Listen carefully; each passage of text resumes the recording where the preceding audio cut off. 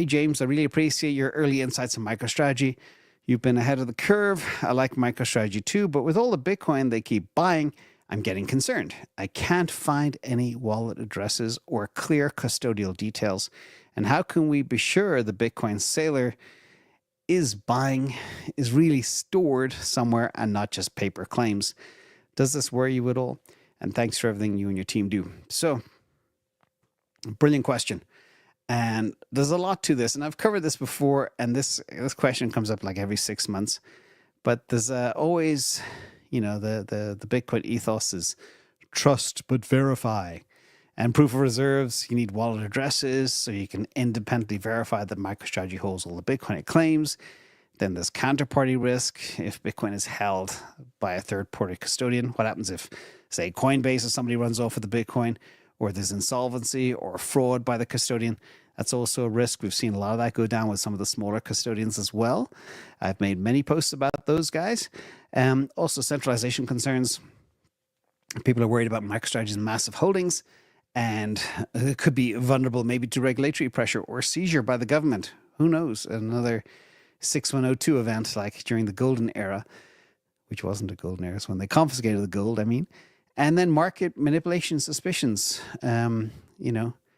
Purchases, people always suspect that the purchases have no impact on price. That's because they do it OTC, etc. And what's going on between the OTC desk and MicroStrategy? Is it all legit? Yada, yada. So these are the concerns and risks, and they're all very valid.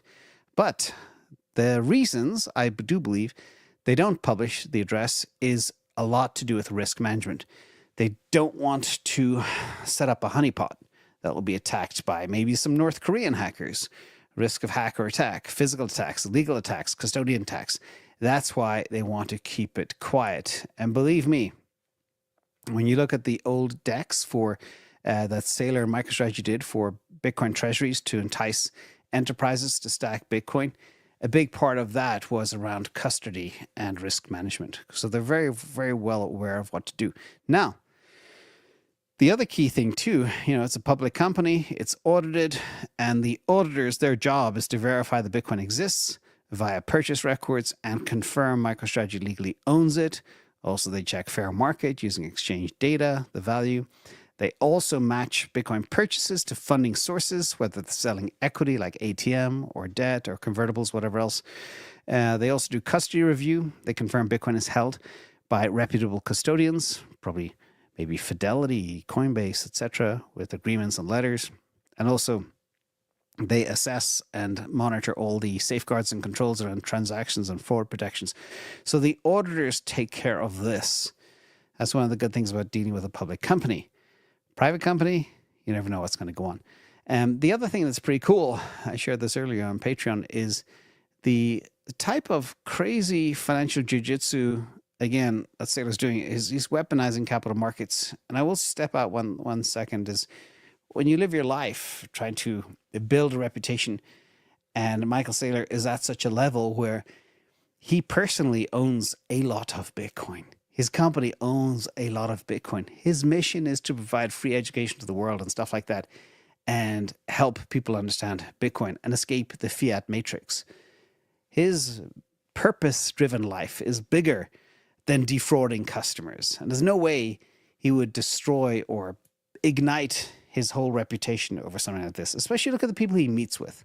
He's sitting down with the President of the United States and people like that. So just remember that too. Very important.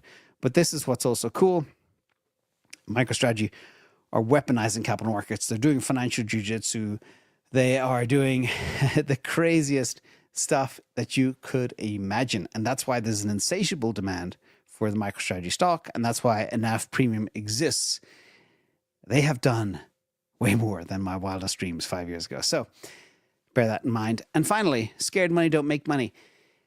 There's always risk of something going to zero, but you have to weigh those probabilities, okay? So what is the risk of MicroStrategy going from $16 to $600? What is the probability of that? Say it's 20%. What is the probability that MicroStrategy goes to zero? It's maybe 1%. And then you do your EV calculation, and then you have your answer. So scared money don't make money. Don't worry about the 1% issues. It's good to always be conscious of them. When they get to 5%, then worry. but not when they're very small. So hope that helps.